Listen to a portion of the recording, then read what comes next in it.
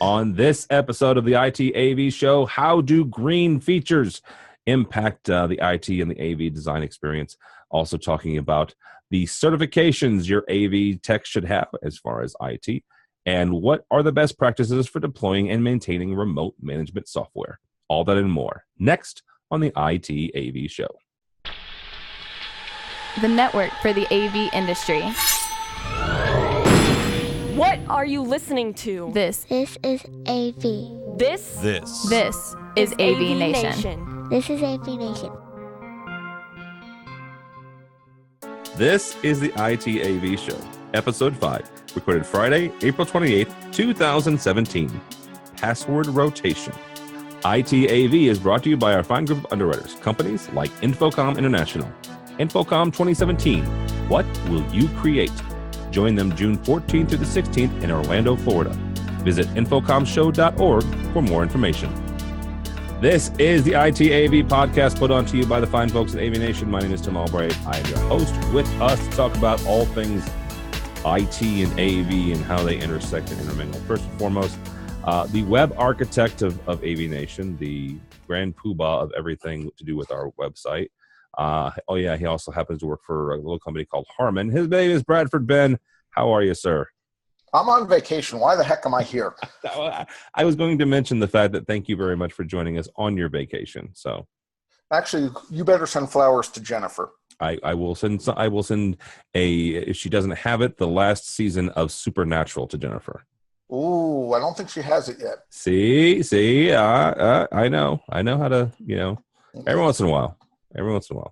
And the other person on our podcast today is a guy who's going to be taking over for me in a couple episodes. His name is Michael Drainer. He's a longtime AV professional and now has his own IT firm called Drainer Technologies. How are you, sir? Doing very well. Thanks for having me. And unfortunately, I'm not on vacation. So that's because you own your own company. I know there's no such thing as vacation anymore. There's no such thing as vacation anymore. It doesn't exist. Welcome to it.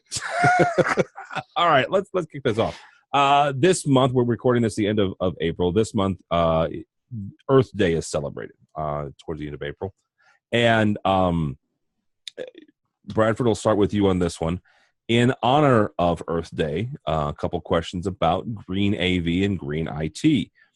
Do green AV and green IT features influence by design decisions, because you design a lot of work for your clients, design decisions, and if they do, should they?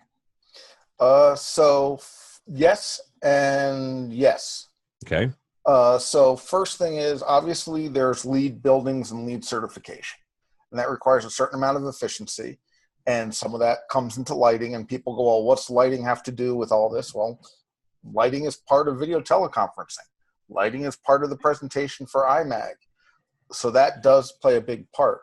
There's also the efficiency of the actual products you're putting in and how much HVAC they're generating or using, how much power they're bringing in, all of that stuff. It is coming into play, especially with larger campus deployments where people are going, our cost of ownership is going to be X. We've said we're going to lower our carbon footprint by X. So it does come in as something into play. It also comes in and actually the network transports and some of the technology that's being used, as well as how some of the equipment's being used with stuff such as auto sleep and energy efficient or green Ethernet, which is actually a problem with some of the transports, including Dante, of green Ethernet basically makes it stutter when you're transmitting data because it starts turning off ports for power. But also the auto standby features that we can do, or building management system can do, or a control system can do, often are now becoming more important as part of the process. The ability to come in with a control system and be able to say, turn on the lights, turn on the video projector, do this, do that, and integrate occupancy sensors are beginning to become more important because it's lowering the cost of ownership, lowering the footprint. And I do think it's an important thing to look at, especially as we're looking at overall impact in so many ways of projects, whether it be how we're shipping and whether it's recycled products, what the whether or not it's lead free, all of those things, I do think it should take part because we do have a responsibility to be responsible corporate and business citizens. So yes, it does take part. It does impact the design. It does impact equipment choices, and I think it should. It's kind of like, why do you decide not to use lead paint on roofs anymore? It's bad. Okay, but there's a difference between lead paint and green technology. Is there? If my kids eat the lead paint, there are certain, issues with that. So yes, but if your kids run out of air to breathe, well, that's true. It gets too hot. Oh crap! I'm getting down into that stuff we're not supposed to talk about. All right, Michael, real quick, Bradford brought up a good point here, and that is certain technologies impact the performance of other technologies. Turning on green features will impact Dante and other network-based protocols for AV and IT or AV audio and video. So is it better then to have those features turned on or to turn them off and rely on a green programmer control system to manage the energy consumption? So I don't know that there's necessarily a straight answer for that one. It depends on the situation, the size, scale, scope of the particular deployment. And I'm in agreement with Bradford that this is definitely something that we need to be doing, but I don't think it influences design decisions as much as it should at this stage of the game. I think when you're working with larger deployments, larger corporate entities, new building construction, where you're doing an entire campus, it definitely has some play in the LEED certifications. But a lot of the integrators that I'm talking to on a regular basis, LEED and green AV as a secondary thought. Even still, it's not something that is on the forefront of their design decisions. They're really looking at performance a lot more than they are the efficiency of the products, unless the end user is driving that decision. Now, I can't say that that's holistic of all integrators, but when we're talking about that mid to small tier, I think that's more the case. And we should say that there are certified lead consultants, certified lead integrators. Absolutely. This is one of those, it's part of the end user's choice, but I also think it's part of our industry's role to decide, is it worth discussing? And that's the ultimate question. Yeah, absolutely. And you bring up some good points, Bradford, about things not working right. And creating performance issues, because we see that on the IT side of things as well. A Windows machine putting itself to sleep a lot of times could create more havoc than just letting it run and running with a more efficient processor to reduce energy consumption. So I think as an industry, we need to be thinking about more efficient 24/7 operation in addition to managing use case. And that's where the programmer comes in, is managing the use case and making sure things aren't in operation when they don't need to be. But the backbone of things, a lot of times I'm finding stuff just breaks when you start shutting stuff down. Yeah, it's there are lots of reasons stuff breaks. We can go into all the electronic and physical reasons, etc.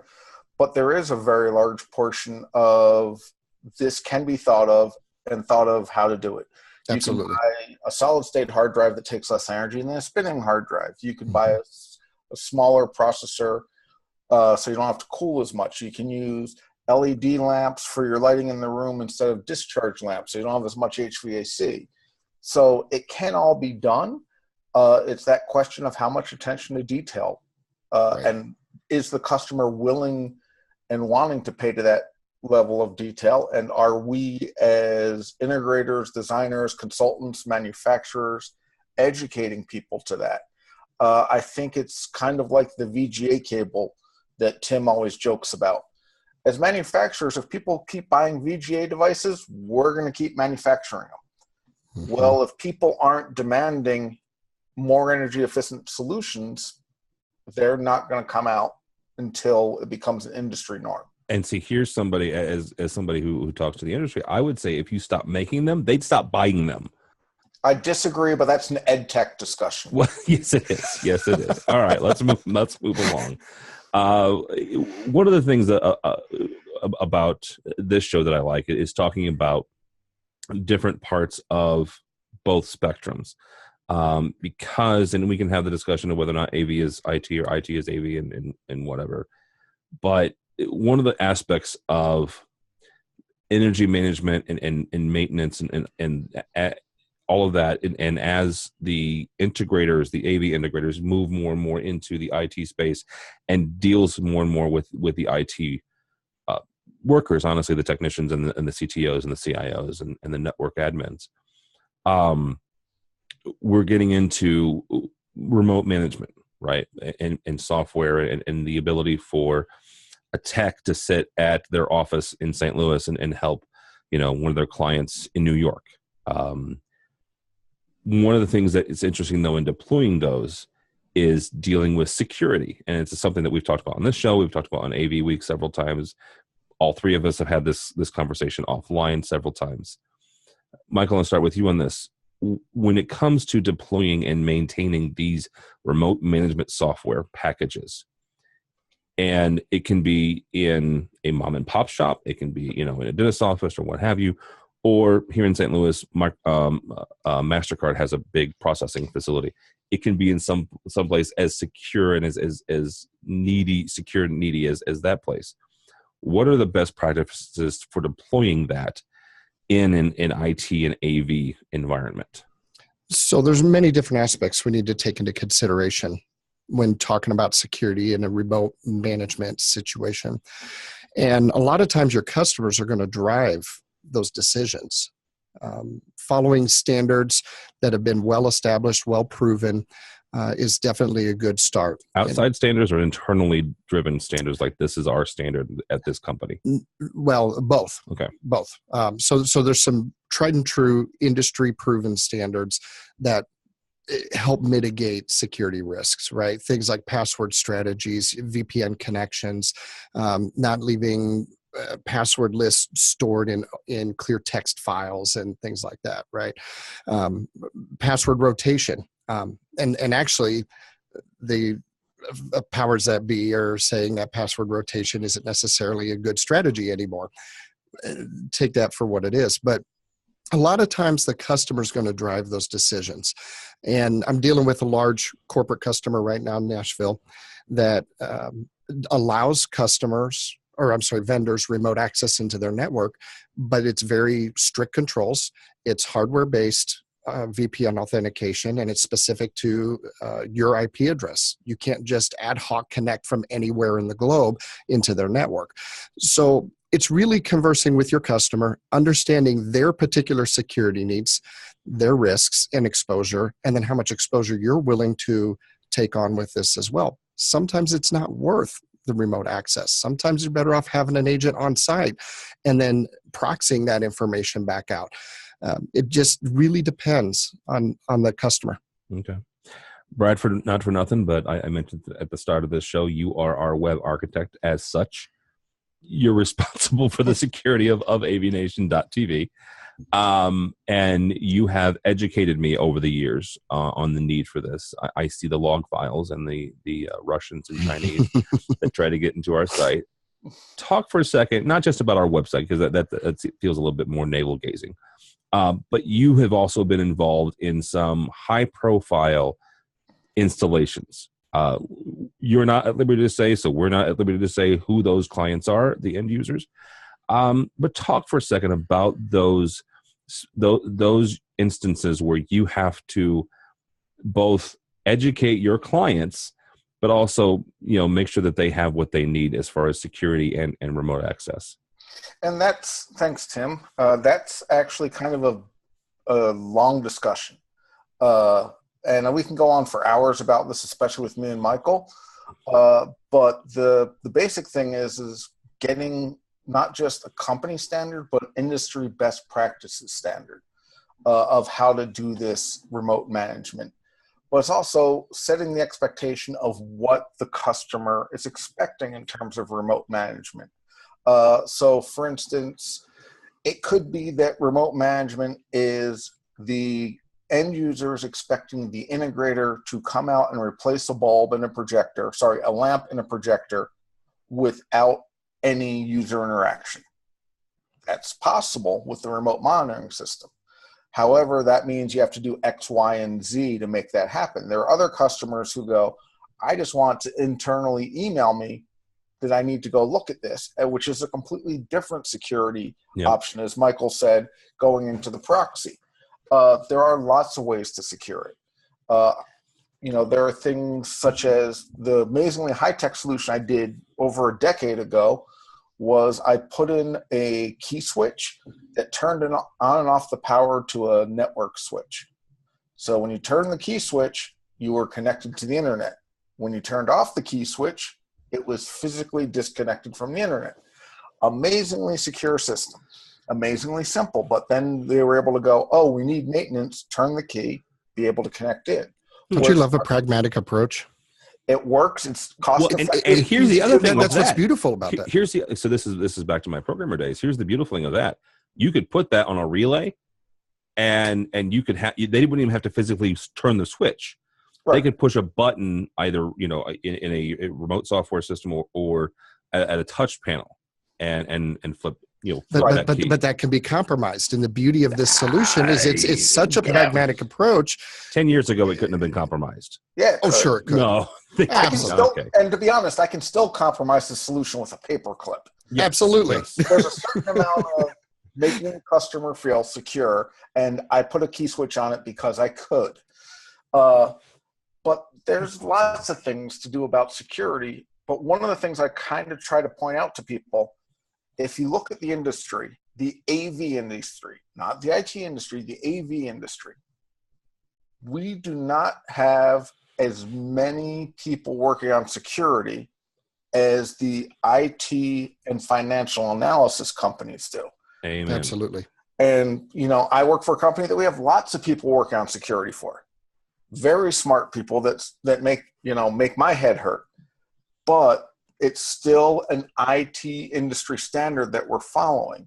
And there are lots of things to consider when you're doing that, but it's one of these things of let's not reinvent the wheel. Yeah. There are IT practices out there. Let's follow those. But that's also one of the challenges is that people have the home IT and go, hey, it's the exact same problem we have with video teleconferencing. I can sit here with my iPhone and change what I'm watching on Apple TV or change my TiVo or change my Philips Hue lights. Why can't I do that in my facility? And sitting down and explaining to them how you want to do a certificate on your phone to go into a Radius server that's talking on this and all that, they start to glaze over. And saying, well, would you like me to borrow your phone and start controlling your house while you don't know about it, or just come in and hit your open wireless network?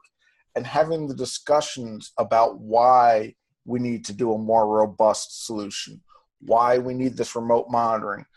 Yes, we just turned down into security, but it's part of the remote monitoring solution. But there's also lots of solutions you can do for remote monitoring. You can use an off-the-shelf solution that is installed at the customer's location as their own server so that all their data stays on their location. You, as a control system programmer, can actually write a program that logs it and sends emails within that system. There's all sorts of ways to determine it, but it's also kind of saying what is remote management, what is remote monitoring. Harman does make a solution that's specifically designed for this. And we can talk about all the reasons that works for it, but I've also worked with customers who have written their own that monitors all sorts of equipment, ranging from the chillers to whether or not the lights are on the outside of the building, to whether or not the PA system is on, and all of those things being monitored.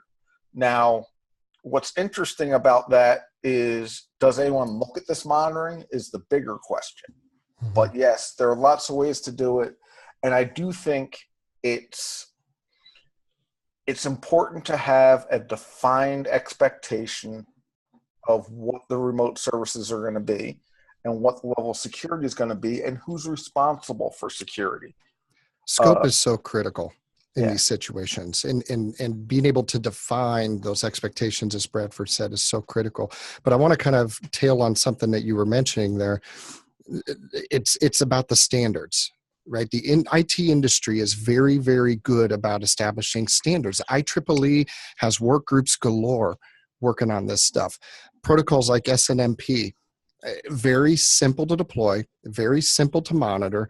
Why don't more AV companies implement this protocol into their devices? It simplifies these security issues when you can work into existing standards framework. When you're talking about systems, the ability to install a little agent onto that system that can report back traps, SNMP information, traps, syslog data, give you information about the device. That's all stuff that needs to happen at the manufacturing perspective. And if the manufacturers start to embrace this a little bit more and to fall in line with these standards, it's going to make it easier to deploy and control and secure for the AV professionals because the standards are already established. And see, that's where I would go back to Bradford is Bradford works for a manufacturer. One of the things that I've been asking for over a year now, and not a lot, but I have said it more than once, is I wish that manufacturers would stop calling security updates firmware updates, right? Because they're not.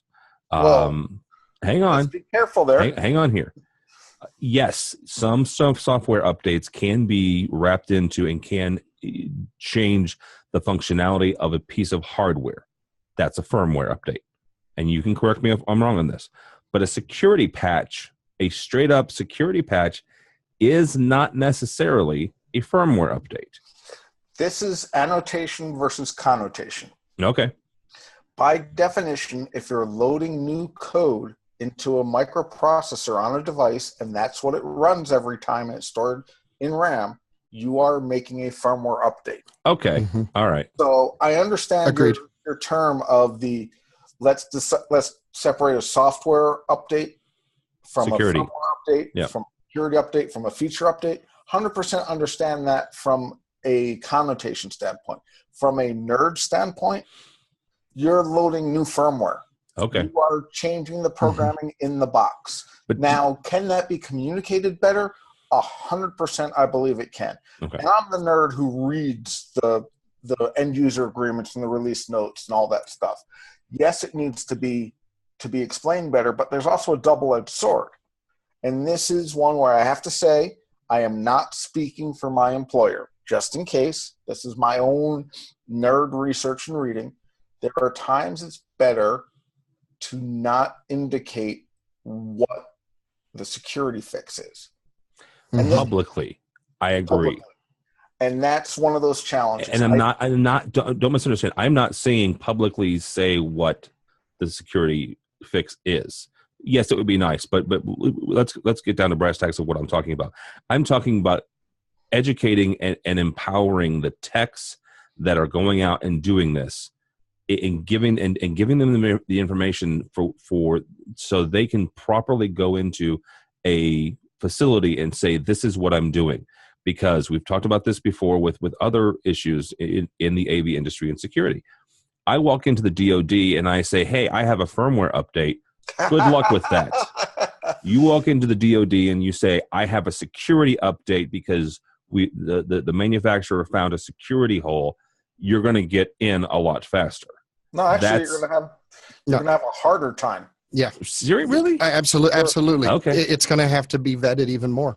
Okay. Yeah. Then I was ignorant of that. That's my own. Yeah. And this is also a challenge that we in the AV industry have. And I am guilty of this.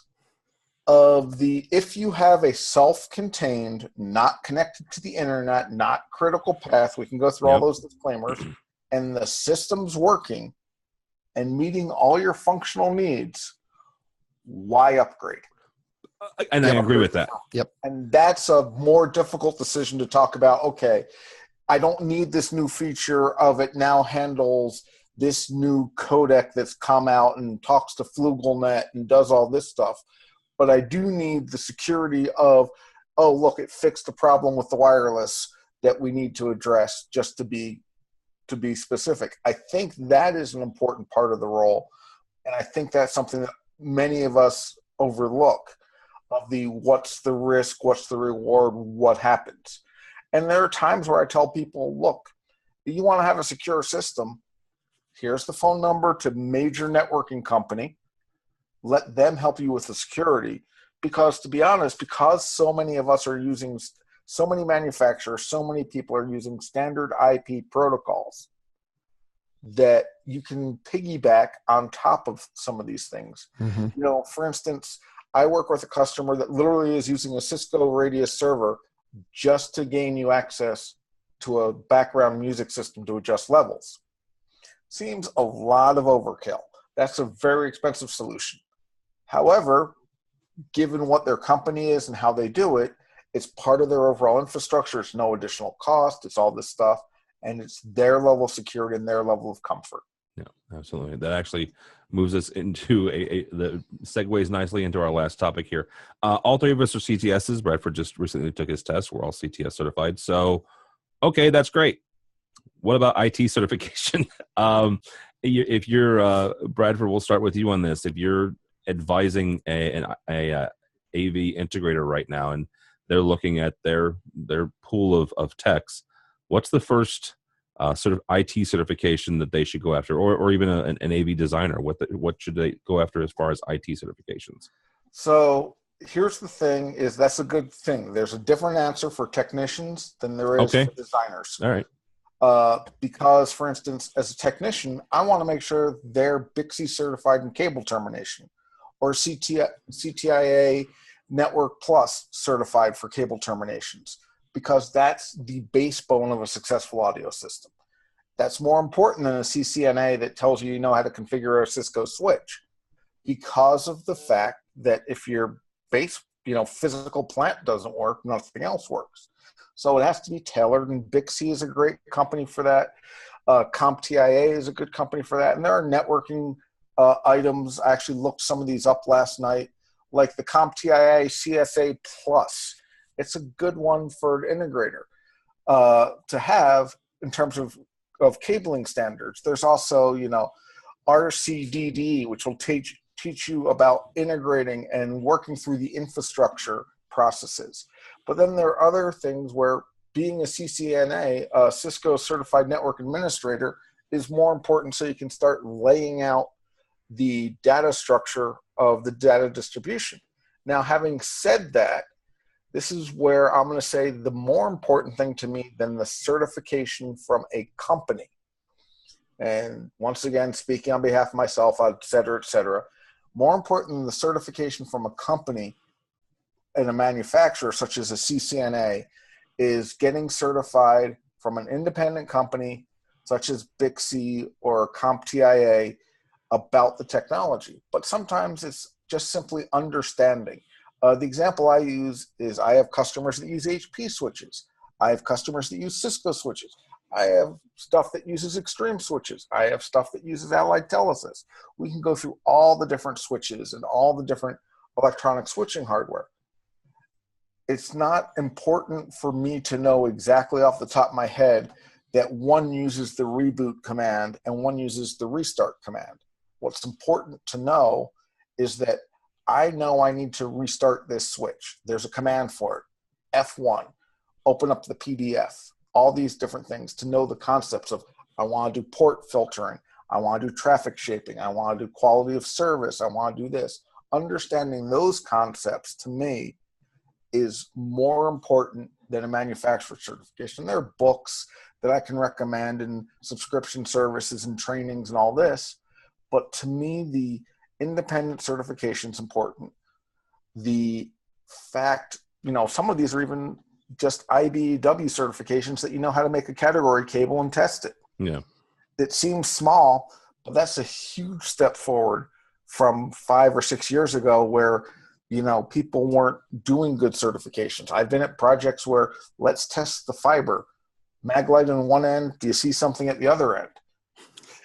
I've seen that.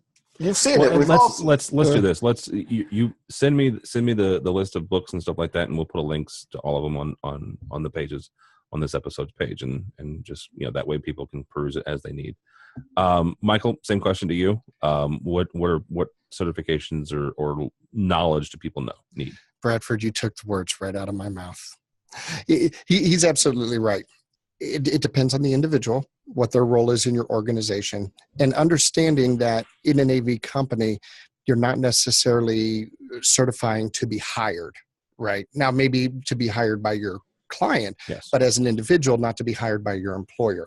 So if I'm somebody who's getting into the industry and I want to go be hired by an IT firm, then I'm going to be looking at major certifications: Cisco, Microsoft, HP certifications, manufacturer specific type stuff, because that's very well accepted, and a lot of those are looked at a higher level than some of the more broadband industry certifications like CompTIA.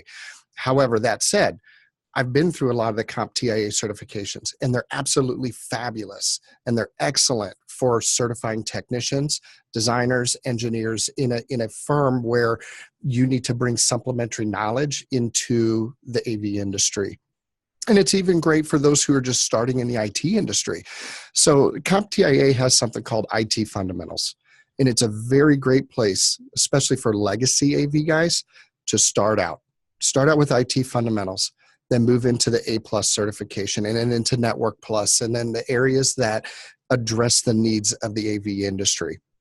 So I think that's a really good way to go. And then making sure that your technicians, that would be you, making sure that your technicians have their physical level stuff all worked out. And something that I want to really encourage a lot of AV folks to consider is certifying your installations, your physical cable plant. Invest in the hardware, whether it's the Fluke or the HP Agilent or whatever, to certify that your cables are gigabit spec, that your fiber is passing all the bits, and that you don't have bit error rates coming down the line. That not only brings confidence to your client, but it also brings confidence to you whenever you get called out to support this stuff, and making sure that your infrastructure is in really great condition. All right, very good. On that note, we're going to wrap it up here. Mr. Bradford Ben, thank you, sir. My pleasure as always. Back to vacation. Back to vacation. How do people get a hold of you? There's a Blame Bradford button on the website in the upper right-hand corner. AVNation.tv. AVNation.tv. You can go into your favorite search engine, mine's DuckDuckGo, and type in Bradford Ben. You can find me at bradford.ben@harman.com, or it might just be easier if I put all these contact things into the show notes, so that way people can go to the website, click it, see my smiling, happy face, and just see just how secure I've made the website better for Tim. And that is the most security I've done on the website. I disabled Tim's admin rights. That is true. This is accurate. All right, Mr. Drainer, sir, how do people get a hold of you? At Michael Drainer on Twitter. You can also find us at drainertechnologies.com. And Michael at drainertechnologies.com. All right, very good. My name is Tim Albright. Don't follow me. At this point, I'm complaining about the Bears draft. But go by the website that Bradford spent an awful lot of blood, sweat, and tears on, avnation.tv, avnation.tv. You'll find this program, a host of others. We have 2 weeklies. One deals with the residential side of AV. The other one deals with the commercial side of AV. Also, a brand new AV Social, looking at the Infocom show that's coming up in June. So check all that out at avnation.tv. Also, don't forget to go by and check out our underwriters. These are the folks that help make what we do possible. So check those out. All that and more at avnation.tv. Thanks so much for listening. Thank you so much for watching. This has been the IT AV Show.